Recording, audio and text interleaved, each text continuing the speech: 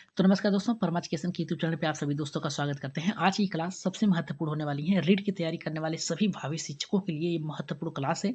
अगर तैयारी आप लोग बेहतर तरीके से कर रहे हैं रीट की तैयारी के लिए, तो ये आज की क्लास आप लोगों के लिए बहुत ही महत्वपूर्ण होने वाली है, क्योंकि यहाँ पे 16 प्रश्न रखे गए हैं जो कि बहुत ही इंपॉर्टेंट प्रश्न है। तो सभी प्रश्न आप लोगों के लिए बनाए गए हैं, तो सभी लोग क्या करिएगा, बहुत ही अच्छे तरीके से समझकर इसका उत्तर देने का प्रयास करिएगा। अगर रीट की तैयारी कर रहे हैं तो आज की तैयारी आपके लिए बहुत ही इंपॉर्टेंट होने वाली है। तो चलिए शुरू करते हैं, लेकिन आगे बढ़ने से पहले बता दें कि जो लोग नए हैं, अभी तक हमारे चैनल को सब्सक्राइब नहीं किया तो सब्सक्राइब करिए। साथ ही बेल आइकन का बटन दबा लें ताकि लाइव आने पर आप लोगों के पास एक छोटा सा नोटिफिकेशन पहुंच जाए। साथ में क्या करिए, अपने अपने ग्रुपों में एक बार शेयर कर दीजिए ताकि अधिक से अधिक लोग हमारे चैनल से जुड़ सकें। तो चलिए शुरू करते हैं आज के पहले प्रश्न से।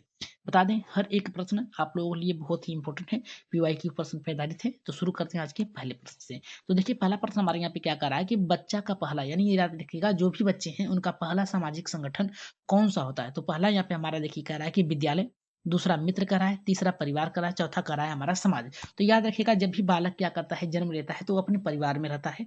सबसे महत्वपूर्ण है परिवार जो होता है, उसके सामाजिकरण का मुख्य और प्रथम यहाँ पे क्या होता है, संगठन होता है, जिसमें वो अपने माता पिता, अपने दादा दादी के साथ रहता है। वहाँ पे विद्यालय परिवेश में जाने से पहले वहाँ पे सभी परिवेशिक सामाजिक क्रियाओं को सीखता है। तो राइट आंसर जो जाएगा हमारे यहाँ पे किसके साथ जाएगा, तीसरे के, क्योंकि परिवार ही बालक का सबसे पहला सामाजिक संगठन होता है। तो राइट आंसर जितने लोगों का तीसरा एकदम करेक्ट होगा। आगे बढ़ते हैं यहाँ पे दूसरे प्रश्न पे। देखिए, दूसरा प्रश्न हमारा कह रहा है कि बाल विकास का मुख्य सिद्धांत क्या है। कह रहा है कि बालकों का जो मुख्य सिद्धांत है विकास का, उसका क्या अर्थ है या फिर क्या सिद्धांत है। तो पहला हमारा कह रहा है कि विकास अपरिवर्तनशील है। याद रखिएगा, विकास परिवर्तनशील है। जैसी सामाजिक क्रियाएं होंगी, जैसी उसके परिवेश होंगे, समय समय के साथ जैसे उसका बदलाव होगा, उसमें क्या होता है, परिवर्तन होता रहता है। तो इस आधार पर हम कह सकते हैं पहला हमारा क्या है, गलत है। दूसरा कह रहा है विकास एक सतत प्रक्रिया है, लगातार चलती रहती है, यही आपका राइट आंसर होगा। तीसरा कह रहा है सभी बच्चे समाज में ये समान रूप से विकसित होते हैं। याद रखिएगा, सभी बालक समान रूप से विकसित नहीं होते हैं, इतना याद रखिएगा, क्योंकि बालक के परिवेश, वातावरण, उसके रहन सहन पे उसकी क्या है, विकास मुख्यतः सिद्धांत उसका जो होता है प्रतिपादित करता है। तो यहाँ पे राइट आंसर जो जाएगा हमारा दूसरा, तीसरा गलत होगा। विकास वंशानुगत तो नहीं होता है, याद रखिएगा। राइट आंसर जाएगा हमारे यहाँ पे तीसरे, दूसरे के साथ जाएगा। आगे बढ़ते हैं यहाँ पे तीसरे प्रश्न पे। तीसरा देखिए क्या कर रहा है, कह रहा है कि पियाजे के अनुसार संज्ञानात्मक विकास का दूसरा चरण कौन सा है। पहला कह रहा है यहाँ पे संवेदी मोटर चरण, दूसरा कह रहा है कि पूर्व संक्रियात्मक अवस्था, तीसरा कह रहा है ठोस संक्रियात्मक अवस्था, और चौथा कह रहा है हमारा यहाँ पे औपचारिक संक्रियात्मक अवस्था। अगर इसकी बात किया जाए पहले की, तो ये 0 से 2 वर्ष होती है, जो कि यहाँ पे संवेदी गामक अवस्था या फिर इंद्रजनित गामक अवस्था भी कहा जाता है। पूर्व संक्रियात्मक अवस्था को हम कह सकते हैं बालक की दूसरी अवस्था कह सकते हैं, जो कि यहाँ पे हमारा आता है 2 से 6 वर्ष के लिए होती है। तो यहाँ पे और तीसरा करा है ठोस संक्रियात्मक अवस्था, जिसे हम कह सकते हैं मूर्त संक्रियात्मक अवस्था, और इसे हम कह सकते हैं बालक के तार्किक विकास, सोच विकसित हो जाता है। तो ये जो होता है 6 से 12 वर्ष होता है, और ये जो होता है औपचारिक संक्रियात्मक अवस्था 12 से ऊपर होता है, याद रखिएगा। 12 से ऊपर होता है। तो इसका राइट आंसर यहाँ पे दूसरी अनुसार दूसरा चरण कौन सा है, तो दूसरा चरण जो जाएगा हमारे यहाँ पे पूर्व संक्रियात्मक अवस्था, जिसमें बालक क्या होता है, तर्कात्मक सोच विकसित करने शुरू कर देता है। तो राइट आंसर यहाँ पे जाएगा हमारे यहाँ पे दूसरे के साथ जाएगा। आगे बढ़ते हैं यहाँ पे चौथे प्रश्न पे। चौथा प्रश्न देखिए बहुत ही बेहतर है। चौथा प्रश्न हमारा क्या कर रहा है कि सामाजिक अधिगम का सिद्धांत किसके द्वारा दिया गया था। तो पहला कर रहा है कि पियाजे के द्वारा, दूसरा वाइगोस्की के द्वारा, तीसरा कर रहा है कोलबर्ग के द्वारा, चौथा कर रहा है कि स्किनर के द्वारा। तो राइट आंसर यहाँ पे हमारा किसके साथ जाएगा, जल्दी से कमेंट कर दीजिए सभी लोग। देखिए, चौथे का जो राइट आंसर जाएगा यहाँ पे, सामाजिक अधिगम का जो सिद्धांत दिया गया था, ये वाइगोस्की के द्वारा दिया गया था। वाइगोस्की सामाजिक सांस्कृतिक, यहाँ पे याद रखिएगा, इनके साथ एक सांस्कृतिक क्रिया भी जोड़ लीजिएगा। सांस्कृतिक क्रियाओं के लिए भी जाने जाते हैं, सहयोग के द्वारा जाने जाते हैं। तो राइट आंसर यहाँ पे जाएगा हमारे यहाँ पे दूसरे के, जितने लोगों का दूसरा एकदम करेक्ट होगा। आगे बढ़ते हैं यहाँ पे पांचवें प्रश्न पे। देखिए, पांचवा प्रश्न बहुत ही अच्छा है, जेडपीडी से है, याद रखिएगा, ये भी बहुत ही महत्वपूर्ण है। जेडपीडी भी आपके zone of proxy level development के साथ जाता है, जिसका श्रेय वाइगोस्की के साथ जाता है। तो कह रहा है विकास के सिद्धांत में निकटतम विकास का क्षेत्र, मतलब ये कह रहा है कि बालक अगर किसी कार्य को कर रहा है और करने में असमर्थ होता है, किसी कार्य को बार बार कर रहा है और वो करने में असमर्थ है, तो उसको एक सहारा, एक निर्देश देना, एक क्या कर सकते हैं, मार्गदर्शन करना, और फिर इसके बाद बालक उस कार्य को कर लेता है, तो उसे जेडपीडी कहा जाता है। मतलब हम कह सकते हैं जोन ऑफ प्रोक्सी लेवल, मतलब खाली स्थान को भरना, बालक के खाली स्थान को क्या है, भरना। यहाँ पे देखिए, मान लीजिए कोई कार्य बालक कर रहा है और यहाँ तक आता है, यहाँ तक आने के बाद उस कार्य से बाहर नहीं निकल पाता है, बालक वहीं रुक जाता है, तो किसी बड़े के द्वारा, याद रखिएगा, उसको सहयोगात्मक क्रिया देना, यानी निर्देश देना, फिर इसके बाद वो आगे बढ़ जाता है, अपने कार्य को पूरा कर लेता है, वही होता है जेडपीडी। तो यहाँ पे किसके द्वारा दिया गया था, तो ये वाइगोस्की के द्वारा दिया गया था। तो राइट आंसर यहाँ पे जाएगा किसके साथ जाएगा, दूसरे के। नेक्स्ट प्रश्न पे आगे बढ़ते हैं, यहाँ पे छठे प्रश्न पे। छठा देखिए कह रहा है कि बच्चों के नैतिक विकास का अध्ययन किसके द्वारा होता है, तो यहाँ पे कह रहा है कि पियाजे, दूसरा कह रहा है कोरबर्ग, तीसरा कह रहा है स्किनर और चौथा कह रहा है कि यहाँ पे थॉर्नडाइक के द्वारा। तो राइट आंसर यहाँ पे किसके साथ जाएगा, जल्दी से इसका कमेंट कर दीजिए छठे का। तो छठे का देखिए यहाँ पे क्या कर रहा है, नैतिक विकास, नैतिक विकास कोहलबर्ग।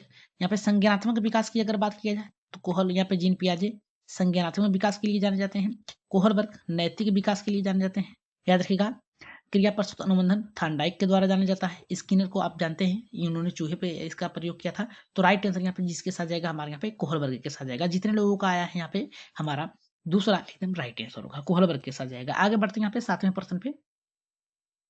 सातवां प्रश्न और भी बेहतर है, करा कि भाषा विकास में सबसे संवेदनशील चरण कौन सा है। पहला करा है किशोरावस्था। याद रखिएगा किशोरावस्था जो होती है इसमें बालक परिपक्व हो जाता है, परिपक्व हो जाता है। तो इस आधार पे ये हमारा ऑप्शन गलत है। शैशवावस्था ही बालक के भाषा विकास के लिए सबसे उपयुक्त होता है, क्योंकि ये परिवेश में जाने के लिए उपयोगी हो जाता है। परिवेश में परिवार में रहता है जहाँ पे उसके पालन पोषण होता है। इस आधार पे हम कह सकते हैं राइट आंसर जाएगा हमारे यहाँ पे दूसरे के साथ जाएगा, क्योंकि शैशवावस्था में बालक क्या होता है, यहाँ पे बड़बड़ाना, यहाँ पे बालकों के संकेत के माध्यम से इशारा करना, इन सभी के बारे में सीख लेता है। तो राइट आंसर यहाँ पे जाएगा दूसरे के साथ जाएगा। आगे बढ़ते हैं यहाँ पे हमारा नेक्स्ट प्रश्न है आठवां। आठवां देखिए बहुत ही बेहतर है, करा के प्रतिकार का नियम लॉ ऑफ इफेक्ट किसके द्वारा प्रतिपादित किया गया था। तो पहला करा के पियाजे के द्वारा, स्किनर के द्वारा, थॉर्नडाइक के द्वारा, बंधुरा के द्वारा। तो राइट आंसर यहाँ पे बंधुरा नहीं बंडूरा होगा, याद रखिएगा ये बंडूरा होगा, बंडूरा के द्वारा होगा। तो राइट आंसर यहाँ पे किसके साथ जाएगा, जल्दी से कमेंट कर दीजिए आठवें का। आठवें का अगर हम बात करें तो याद रखिएगा प्रतिपादक नियम का जो लॉ ऑफ इफेक्ट है ये थॉर्नडाइक के द्वारा दिया गया था। तो राइट आंसर यहाँ पे जिसके लोगों का आया है यहाँ पे तीसरा एकदम करेक्ट होगा। आगे बढ़ते हैं यहाँ पे नौवें प्रश्न पे। नवा प्रश्न करा है कि विकास के संदर्भ में यहाँ पे अंतर प्रेरणा करा है कि क्या है। तो पहला करा है कि बाहरी पुस्तकों पर निर्भरता करता है, दूसरा करा है कि स्वयं से प्रेरित होता है, तीसरा करा है हमारा यहाँ पे दंड से प्रेरित होता है और चौथा करा है कि दूसरों की प्रशंसा पर निर्भर करता है। तो राइट आंसर यहाँ पे क्या होगा, याद रखिएगा बाहरी पुस्तकों पर निर्भर नहीं होता है और यहाँ पे दंड से प्रेरित भी नहीं होता है, दूसरों से प्रशंसा पर निर्भर भी नहीं होता है। इसका राइट आंसर जाएगा स्वयं से प्रेरित होता है। विकास यानी कि विकास के संदर्भ में आंतर प्रेरणा मतलब कह रहा है कि अंतर प्रेरणा मतलब खुद की प्रेरणा से बात कर रहा है। तो राइट आंसर यहाँ पे जाएगा हमारे यहाँ पे किसके साथ जाएगा, दूसरे के। जितने लोगों का आया है एकदम दूसरा एकदम करेक्ट होगा उत्तर। नेक्स्ट प्रश्न पे आगे बढ़ते हैं यहाँ पे 10वें प्रश्न पे। 10वां का देखिए हमारा कारक है कौन सा कारक बच्चों के विकास में सबसे अधिक प्रभावित करता है। तो पहला कारक है आर्थिक, दूसरा पर्यावरण, तीसरा कारक वंशानुक्रम, चौथा कारक है उपयुक्त सभी। तो एक ऑप्शन आप लोग याद रखिएगा, जितने भी प्रश्न आप सॉल्व करिएगा अगर उपयुक्त सभी दिया है तो आपका सही होगा, नेगेटिव में अगर आपके दिया है केवल मात्र ही, ये ऑप्शन आपके क्या होंगे, गलत होंगे। तो राइट आंसर यहाँ पे जो जाएगा हमारे यहाँ पे किसके साथ जाएगा, यहाँ पे एकदम परफेक्ट आंसर होगा हमारे यहाँ वो उपयुक्त सभी। आगे बढ़ते हैं यहाँ पे नेक्स्ट प्रश्न पे। 11वें प्रश्न पे आगे बढ़ते हैं। 11वां देखिए हमारा क्या करा है, करा है कि बालक को यहाँ पे बालक नहीं बल्कि बालक का पिता समझना चाहिए, ये किसने कहा है। पहला करा है प्लूटो ने कहा है, रूसो ने कहा है, डेविड ने, ह्यूम ने कहा है, जॉन लॉक ने कहा है। तो राइट आंसर यहाँ पे किसके साथ जाएगा, जल्दी से इसका कमेंट कर दीजिए 11वें का राइट आंसर किसके साथ जाएगा। तो इसका आंसर जाएगा हमारे यहाँ पे रूसो के द्वारा। रूसो ने कहा है कि बालक को बालक नहीं समझना चाहिए बल्कि बालक का पिता समझना चाहिए, क्योंकि बालक जो होता है आपकी क्रियाओं को नकल करता है, नकल करके आपसे भी हूबहू उसी तरह चलने। देखिए जो बालक होता है पहले एक दादाजी होते थे वो क्या है लटक के चलते हैं, तो याद रखिएगा जो बालक होगा उसके पीछे वो भी क्या करेगा, उसी को देख कर क्या करेगा, लटक के चलता है। जैसे आप क्रियाएं करेंगे वैसे करेगा। तो ये राइट आंसर जाएगा हमारे यहाँ पे किसके साथ जाएगा, रूसो के। आगे बढ़ते हैं यहाँ पे 12वें प्रश्न पे।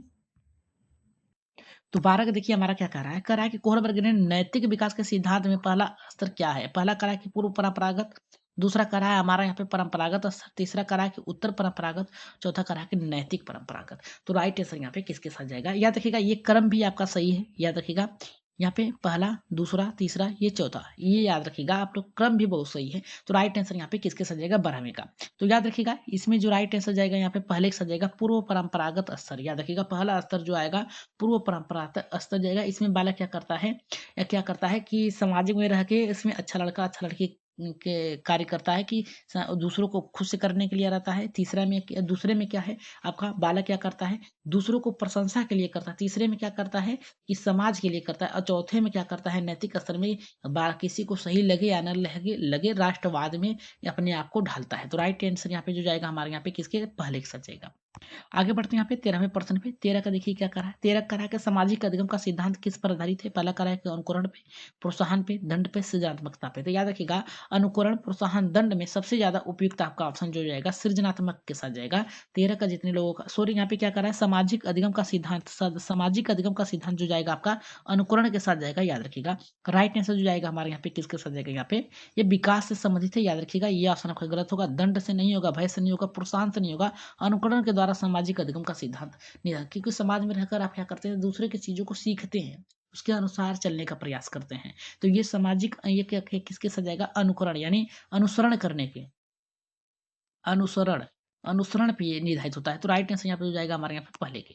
आगे बढ़ते हैं यहाँ पे 14वें प्रश्न पे। 14 का देखिए क्या करा हमारा। 14 करा कि बच्चों की भाषा का पहला चरण कौन सा है। पहला करा कि वाक्य, शब्द, ध्वनि, व्याकरण। तो राइट आंसर यहाँ पे क्या होगा, देखिए एक याद रखिएगा, पहला चरण की बात किया है तो पहले चरण में आपका आएगा ध्वनि, शुभोपली, याद रखिएगा शुभोपली। ये स से सुनना, याद रखिएगा सुनना, ब से बोलना, प से पढ़ना, ल से लिखना, याद रखिएगा शुभोपली, ये क्रम है। याद रखिएगा, सुनकर, बोलकर, पढ़कर, लिखकर। तो पहले सबसे पहला क्रम जो आता है आपका ध्वनि के साथ आएगा। राइट आंसर जितने लोगों का आया है यहाँ पे, तीसरा एकदम सही होगा। याद रखिएगा शुभोपली, इतना याद रखिएगा। SBPL, इतना याद रखिएगा आप लोग। आगे बढ़ते हैं यहाँ पे 15वें प्रश्न पे। आगे बढ़ते हैं 15वां का देखिए बहुत ही बेहतर प्रश्न है। कह रहा है कि विकास का सिद्धांत सिर से पैर की ओर क्यों कहलाता है। तो पहला कह रहा है कि प्रॉक्सिमोडिपल विकास, दूसरा कह रहा है सिर से पैर के क्रम, तीसरा कह रहा है कि मस्तिष्क का विकास, चौथा कह रहा है उपयुक्त सभी। तो राइट आंसर यहाँ पे किसके साथ जाएगा, याद रखिएगा कभी कभी सभी उपयुक्त नहीं सही होंगे, इतना बात आप लोग याद रखिएगा। जो विकास होता है वो माँ के गर्भ के समय से ही रहित होता है, तो सिर से पैर की तरफ ये बढ़ता है। तो राइट आंसर यहाँ पे जाएगा शीर्षोगामी होगा, याद रखिएगा शीर्षोगामी। ठीक, शीर्षोगामी के साथ जाएगा, यानी शीर्ष से पैर की तरफ आता है विकास। तो राइट आंसर जो जाएगा हमारे यहाँ पे किसके साथ जाएगा, दूसरे के। आगे बढ़ते हैं, आज की क्लास का लास्ट प्रश्न है, इसका आंसर आप लोग कमेंट बॉक्स में देंगे। अगर आज की क्लास आप लोग रीड की तैयारी बेहतर तरीके से कर रहे हैं तो आज की क्लास अगर पूरी देखी है तो आज की क्लास का ये लास्ट प्रश्न है, जिसको आप लोगों को कमेंट बॉक्स में बताना है कि कौन सा सही होगा। कह रहा है 16 का विकास का कौन सा पहलू सबसे पहले विकसित होता है। तो पहला कह रहा है शारीरिक, संज्ञानात्मक, सामाजिक, नैतिक। तो राइट आंसर यहाँ पे इसका क्या करेंगे, आंसर देंगे आपका पहला सही होगा, दूसरा सही होगा, तीसरा सही होगा, चौथा। इसका आंसर आप लोग जल्दी से कमेंट बॉक्स में बता दीजिएगा कि आज की क्लास आप लोगों को कैसी लगी। इसका आंसर देते हुए कमेंट बॉक्स में, याद रखिएगा कमेंट बॉक्स में इसका आंसर दीजिएगा आप सभी लोग कि आज की क्लास कैसी लगी और 16वें का आंसर कौन सा है। इसका आंसर आप लोग कमेंट बॉक्स में जरूर दीजिएगा। तो आज के लिए इतना ही, धन्यवाद। जाते जाते आप लोग को यही कहेंगे कि शेयर सब्सक्राइब जरूर करिएगा आज की क्लास के लिए। तो आज के लिए इतना ही, धन्यवाद।